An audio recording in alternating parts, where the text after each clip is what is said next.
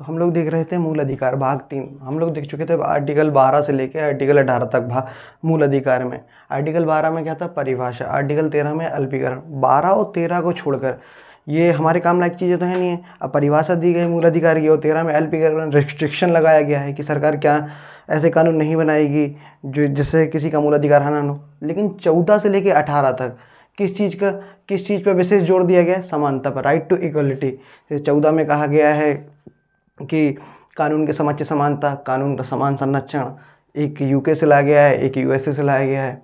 15 में क्या कहा गया, जाति, धर्म, लिंग, जन्मस्थान के आधार पर समानता। 16 में लोक नियोजन में समानता। 17 में अस्पृश्यता का अंत, मतलब छुआछूत नहीं कर सकते आप।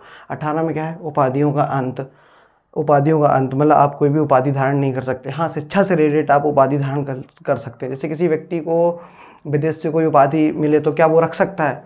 अगर वो रखना चाहे तो उसे राष्ट्रपति से अनुमति लेनी होगी।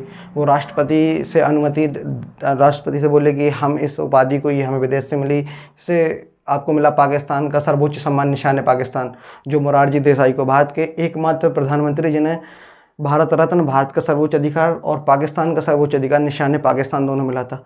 अगर वो रखना चाहें तो उन्हें राष्ट्रपति से अनुमति लेनी होगी कि हम ये हम उपाधि रखना चाहते हैं। अगर राष्ट्रपति ने उन्हें अनुमति दे दी तो आप रख सकते हैं। अगर राष्ट्रपति ने आपसे मना कर दिया तो आप वो नहीं रख सकते। जैसे नरेंद्र मोदी जी को मिडिल ईस्ट से काफ़ी उपाधियाँ मिली।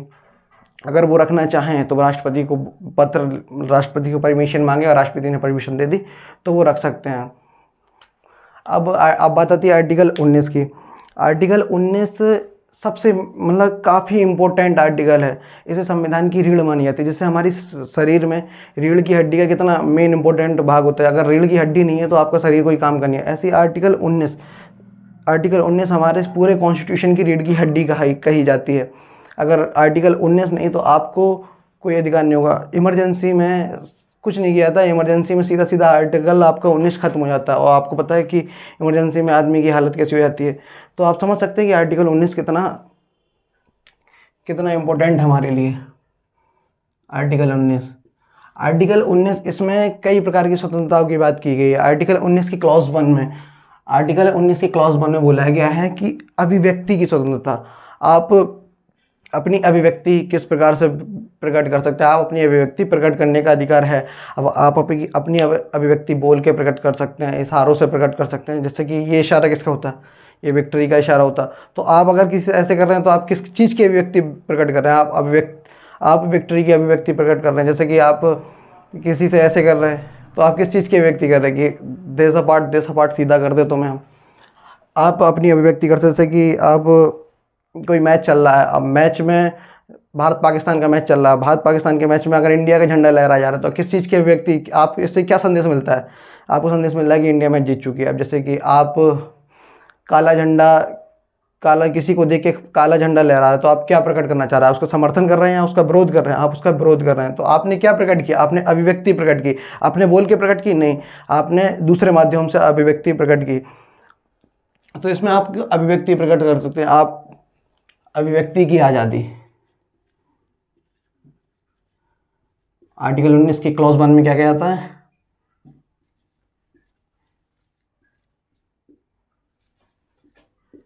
अभिव्यक्ति की स्वतंत्रता।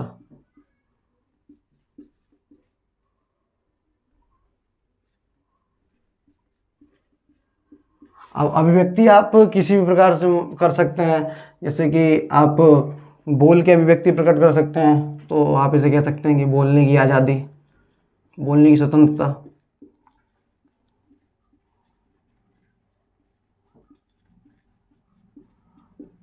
आप किसी को झंडा दिखा रहे हैं, उसका विरोध कर रहे हैं, झंडा दिखा के किसी का विरोध कर रहे हैं तो इसमें विरोध करने की स्वतंत्रता।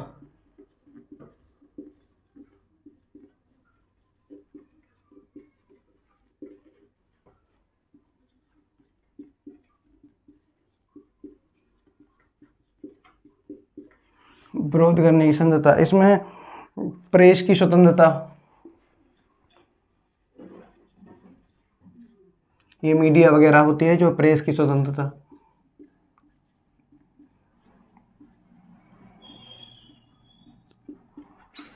आप बोलने की स्वतंत्रता है, आपका किसी के विरोध कर सकते हैं, विरोध करने की स्वतंत्रता है, आप इसमें प्रेस की स्वतंत्रता है, मीडिया तथा प्रेस को अधिकार आर्टिकल 19 की क्लॉज 1 से ही मिलता है। और इसमें राइट टू इन्फॉर्मेशन, सूचना प्राप्त करने की स्वतंत्रता।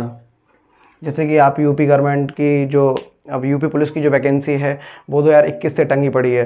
2021 के लास्ट में आया था कि 2022 में चुनाव होने से पहले वैकेंसी आ जाएगी, तो अभी तक फिर चुनाव हो गए तभी वैकेंसी नहीं आई। चुनाव होने के बाद 4 बार टेंडर भर चुके, उसका टेंडर कैंसिल हो रहा, बार बार वैकेंसी नहीं आ रही। तो आप अगर चाहें तो यूपी गवर्नमेंट से आप RTI right to information fill करें, फाइल उन्हें करें, और वहाँ से आपको 1 महीने के अंदर जवाब आएगा। आप उनसे पूछे कि क्यों नहीं आ रही, तो वो 1 महीने के अंदर आपको जवाब देंगे कि किस किस टेक्निकल फॉल्ट से वैकेंसी नहीं निकाली जा रही। तो इसमें राइट टू इन्फॉर्मेशन, आपको अपनी कोई जानकारी पूछने की स्वतंत्रता है, इन्फॉर्मेशन की स्वतंत्रता है। तो बोलने की स्वतंत्रता, विरोध करने की स्वतंत्रता, प्रेस को स्वतंत्रता प्राप्त होती है, और RTI राइट टू इन्फॉर्मेशन की स्वतंत्रता है। अब इसका क्लॉज 2, आर्टिकल 19 का क्लॉज 2 बोलता है सभा करने की स्वतंत्रता।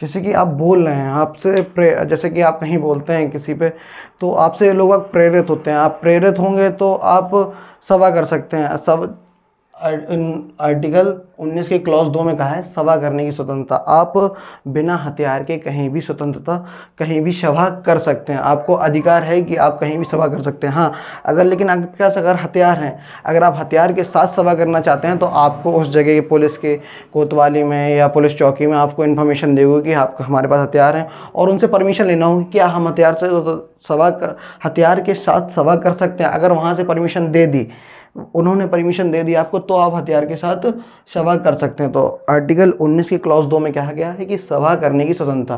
पहले आप बोलेंगे, जब कोई आपकी बात सुनेगा, जब आपकी बात उसको अच्छी लगेगी, तभी तो वो आपकी सभा में आएगा।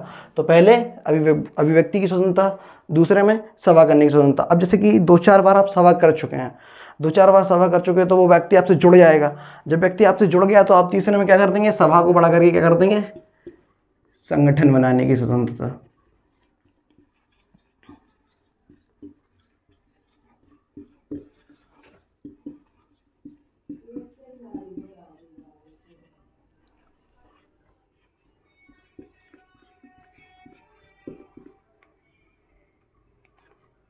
संगठन बनाने की क्षमता। अब बार बार जैसे आपने सभा की, लोग आपसे जुड़ गए, तो आप तीसरे में क्या है, संगठन बना सकते हैं। जैसे कि बहुत सारे संगठन देखे होंगे आपने, हिंदू युवा वाहिनी, विश्व हिंदू परिषद, काफ़ी कुछ संगठन होते हैं। तो ये संगठन क्यों बने, ऐसे कैसे, इन्हें किसने अधिकार दे दिया कि संगठन बना लो? तो आर्टिकल 19 के क्लॉज 3 में बताता है कि आप संगठन बनाने की स्वतंत्रता है, आप अपना संगठन बना सकते हैं। अब लेकिन आपका संगठन लीगल होना चाहिए, ऐसा नहीं होना चाहिए कि आप आतंकवादी संगठन बना लिया आपने, जैसे मोहम्मद, लश्कर तैयबा, ऐसे संगठन नहीं बना सकते। कि आप, सरकार ने तो कहा है कि आर्टिकल 19 का क्लॉज 3 कहता है कि संगठन बनाने की स्वतंत्रता, तो हम भी आतंकवादी संगठन बना लेंगे, तो तुरंत सुप्रीम कोर्ट बता देगा कि आपने ये, जैसे आपने इसका संगठन बनाया आतंकी संगठन, तो तुरंत सुप्रीम कोर्ट आर्टिकल 13 लगाएगा, अल्पीकरण। आपका संगठन किसी और का मूल अधिकार छीन रहा है, अगर मूल अधिकार हरण कर रहा है, तो आपको सीधा खत्म कर दिया जाएगा। तो अल्पीकरण द्वारा आपके संगठन को खत्म कर दिया जाएगा। आपका संगठन रिस्ट्रिक्शन नहीं होना चाहिए। जैसे कि आपका संबंध जैसे मोहम्मद से हो गया, जैसे पहले देखा जाएगा कि जैसे मोहम्मद से किन किन के संबंध हैं। आपका अगर उससे संबंध निकलता है, तो जितने भी लोगों का उससे संबंध निकलता है, सबके बैंक अकाउंट फ्रीज कर दिए जाएंगे। तो आर्टिकल 19 का क्लॉज 3 क्या कहता है कि संगठन बनाने की स्वतंत्रता, लेकिन संगठन आपका लीगल होना चाहिए, आप इलीगल नहीं होना चाहिए। इसमें आप ट्रस्ट बना सकते हैं, जैसे कि मंदिरों की वगैरह ट्रस्ट होती है। आप NGO खोल सकते हैं, NGO भी तो एक प्रकार का आपका संगठन होता है। क्लॉज 4, पहला अभिव्यक्ति की स्वतंत्रता, दूसरा सभा करने की स्वतंत्रता, तीसरा संगठन बनाने की स्वतंत्रता, चौथा चार से चारों ओर घूमने की स्वतंत्रता, चारों ओर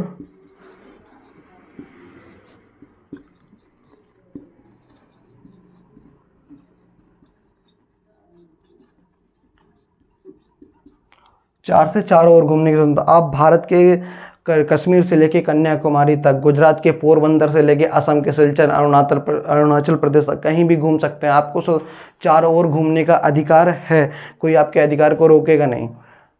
आप चारों ओर घूम सकते हैं। आप यूपी में घूम सकते हैं, आप बिहार में घूम सकते हैं, आप हर जगह घूम सकते हैं आर्टिकल 19 के क्लॉज 4 के तहत, चारों ओर घूमने की स्वतंत्रता।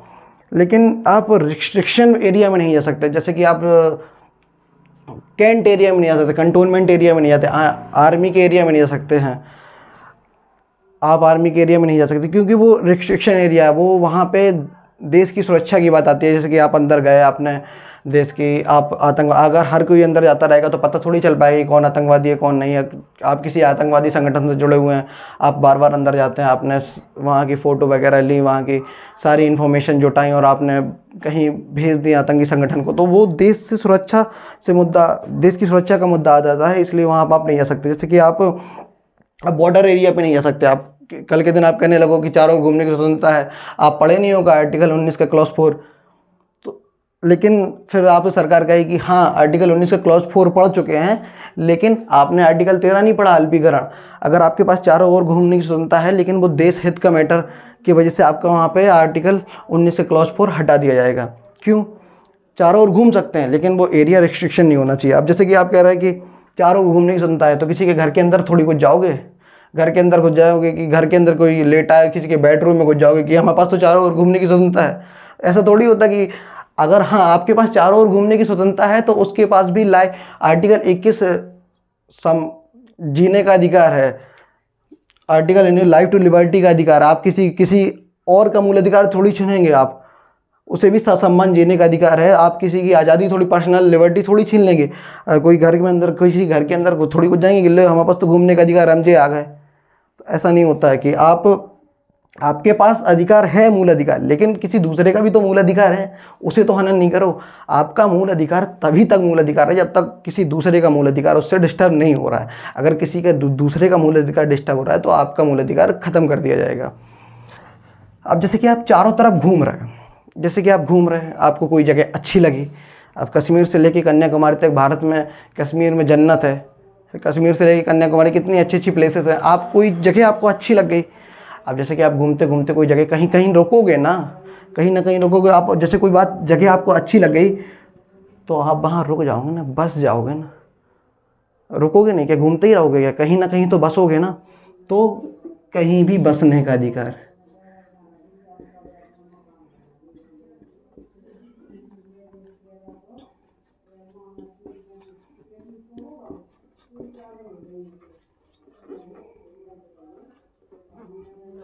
कहीं भी बसने का अधिकार। चारों जगह तो घूमते नहीं रहोगे, कहीं ना कहीं तो बसोगे। कश्मीर से लेके कन्याकुमारी तक कहीं भी आप बस सकते हैं। आप यूपी में बस सकते हैं, महाराष्ट्र में बस सकते हैं, आपसे कोई रोकेगा नहीं कि आप वहाँ पर पैदा हुए थे, आप यहाँ क्यों रह रहे हैं। हाँ, ये पहले इसमें था कि आर्टिकल 35A के तहत आप कश्मीर में नहीं बस सकते थे, लेकिन अब वो भी ख़त्म कर दिया गया। जब 35A पे आएंगे तो 35 से बताया जाएगा आपको कि कहीं भी बसने की स्वतंत्रता। क्लॉज 5 में कहा गया है कि कहीं भी बस सकते हैं आप। अब जैसे कि आप कहीं बस गए हो, अब जैसे बस गए तो कहीं रहने लगे, तो रहने के लिए रहने के लिए पहले तो आप जैसे किराए के मकान में रहेंगे।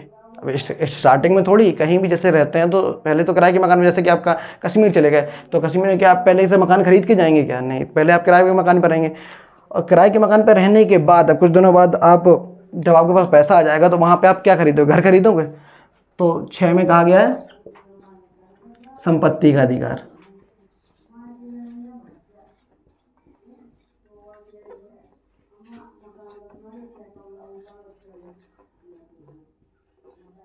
छः में क्या क्या है? संपत्ति का अधिकार। चारों ओर बसने के बाद, चारों ओर घूमने के बाद आप कहीं बसे, बसने के बाद आपने संपत्ति खरीदी। पहले बसेंगे, बसेंगे के बाद ही तो संपत्ति खरीदेंगे। संपत्ति खरीद ली आपने, अब आपने संपत्ति खरीद ली, 6 में आपने संपत्ति खरीदी। संपत्ति खरीदने के बाद अब वहाँ रहने लगे। रहने के बाद कुछ खाओगे पियोगे नहीं कि ऐसी भूखे ही बने रहोगे? तो खाओगे पियोगे, कैसे खाओगे? पैसे से। पैसे कहाँ से आएगा? कोई जब व्यवसाय करेंगे तो 6 में क्या है? व्यवसाय करने की, व्यापार करने की स्वतंत्रता।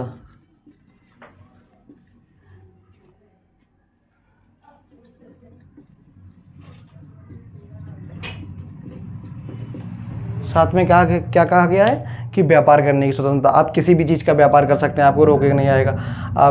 आप चाहें तो आप सब्जी का ठेला लगाएं, आप चाहें तो आप दुकान होलसेल की दुकान खोल लें, रिटेल की दुकान खोल लें, कुछ भी कर सकते हैं आप, कोई भी व्यापार, नेटवर्क मार्केटिंग कर सकते हैं आप, कुछ भी व्यापार कर सकते हैं, लेकिन वो व्यापार लीगल होना चाहिए। इलीगल नहीं होना चाहिए कि आप बंदूकें बेचने लगे, अफीम बेचने लगे, बम बेचने लगे, यहाँ आओ 10 रुपये में एक बम। तो इलीगल चीज़ नहीं करेंगे आप। जैसे कि गुजरात में शराब बंद है, तो शराब गुजरात में आके आप शराब नहीं बेचेंगे। अब पुलिस आई आपके पास पुलिस आई, वो कहेगी शराब क्यों बेच रहे हैं, आप कह रहे हैं हमारे पास आपने पढ़ा नहीं है आर्टिकल 19 का क्लॉज 7 व्यापार करने की स्वतंत्रता। तो सुप्रीम कोर्ट पुलिस कहेगी कि तुमने पढ़ा नहीं है आर्टिकल 13 अल्पीकरण। किसी जब ये चीज़ यहाँ बंद है तो आप यहाँ इस चीज़ का व्यापार नहीं कर सकते हैं। तो एक में क्या था, अभिव्यक्ति की स्वतंत्रता। जब आप बोलेंगे तभी कोई को, जैसे कि आप अच्छा बोल रहे हैं तो आपकी बातों से अच्छा होकर व्यक्ति आपसे प्रेरित होगा, फिर आप उसे सभा करने के लिए बुलाएंगे। दूसरे में आपने बुला लिया सभा करने, कोई व्यक्ति आपके बार बार 2-4 बार सभा में आ गया, फिर आप जैसे कोई संगठन बनाएंगे तो तुरंत आपके संगठन में ज्वाइन हो जाएगा। संगठन में तो वही ज्वाइन होगा ना जो जानेगा कब, जो 2-4 बार आपकी सभा में आ चुका है। सभा में कौन आएगा, पहले जो आपके बोलने से जो प्रेरित हुआ होगा। तो पहले में अभिव्यक्ति, दूसरे में सभा करना, तीसरा संगठन, 4 से चारों ओर घूमने स्वतंत्रता। आप कहीं भी घूम सकते हैं। जब चारों ओर घूमेंगे तो कोई जगह अच्छी लगेगी तो 5 में उससे बस जाएंगे। जब बस जाएंगे तो 6 में वहाँ संपत्ति खरीदेंगे, प्रॉपर्टी खरीदेंगे। 6 में प्रॉपर्टी खरीदने के अधिकार। 7 में अब जब वहाँ रहोगे तो पैसे नहीं कमाओगे, पैसे कमाओ कैसे कमाओगे, व्यवसाय करने की स्वतंत्रता। आर्टिकल 7 में व्यवसाय करने की स्वतंत्रता। जो आर्टिकल 6 है, जैसे कि जो इसका क्लॉज 6 बताया गया है, संपत्ति का अधिकार, संपत्ति का अधिकार। और एक आर्टिकल 31 में है संपत्ति का अधिकार। आर्टिकल 31 में है एक संपत्ति का अधिकार। ये दोनों को खत्म कर दिया गया है। संपत्ति के अधिकार को, संपत्ति का जो मूल अधिकार था उसे एक कानूनी अधिकार बना दिया। जो आर्टिकल 31 का मूल अधिकार था, इसे आर्टिकल 300 के काम में भेज दिया गया है, आर्टिकल 300 के ए में। तो इन्हें बना दिया गया है कानूनी अधिकार। मूल अधिकार और कानूनी अधिकार में क्या अंतर होता है, जैसे कि अब कोई व्यक्ति, मूल अधिकार आपसे कोई नहीं छीन सकता, ना सरकार छीन सकती, ना कोई व्यक्ति छीन सकता। और कानूनी अधिकार आपसे कोई व्यक्ति नहीं छीन सकता, लेकिन सरकार छीन सकती है। जैसे कि संपत्ति का अधिकार, जैसे कि कोई हमारी ज़मीन है, मेरी कोई, जैसे कि आपकी कोई प्रॉपर्टी है, प्रॉपर्टी को कोई बगल वाला आया वो कहना कि ये हमें बेच दो, तो आपकी इच्छा होगी तभी आप उसे बेचेंगे। अगर आपकी इच्छा नहीं होगी तो आप उसे नहीं बेचेंगे। लेकिन अगर सरकार चाहे कि ये हमें ज़मीन चाहिए, इससे हमें यूज़ है, तो सरकार वो ज़मीन आपकी ले लेगी, उसके बदले आपको मुआवजा वगैरह दे दिया जाएगा। तो ये दोनों को बना दिए गए हैं कानूनी अधिकार। संपत्ति के अधिकार को कैंसिल इसलिए करना पड़ा, जैसे कि पहले ये भी मूल अधिकार था, ये भी मूल अधिकार था, इसे भी कोई छीन नहीं सकता था, ना सरकार छीन सकती थी।